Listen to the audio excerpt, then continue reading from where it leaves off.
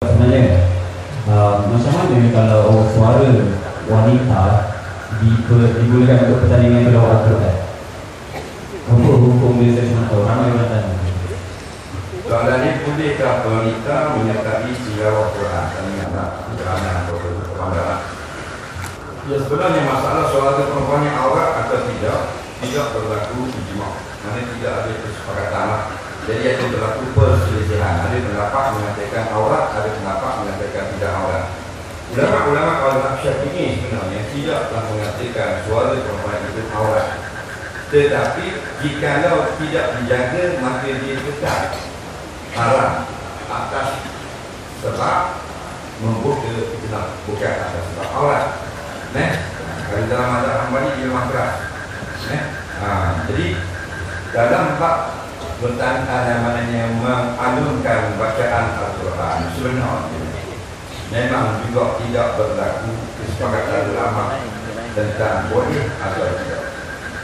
Ada satu pendapat mengatakan tak boleh. Inilah yang popular. Kerana perempuan ini dia dicipta untuk lelaki mendapat keseronokan daripadanya.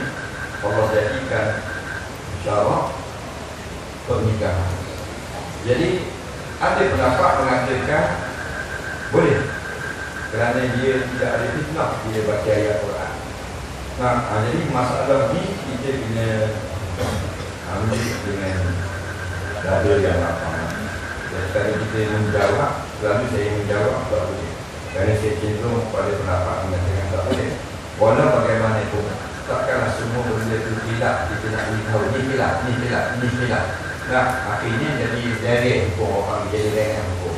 Jadi kalau ada lagi orang yang dikata memang masih tidak halal kalau sebab dalam Quran, itu memang ada ulama berpendapat demikian. Jadi kita memang manilah kalau masalah mengalurkan Quran itu masalah ni. Kalau menyanyi tetapi menyolong, itu memang tidak ada khilaf.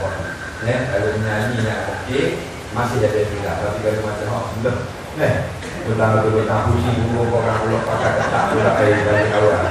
Tak tahu kan yang kata boleh. Jadi kalau Quran, alhamdulillah masih lagi ada perselisihan dengan ulama.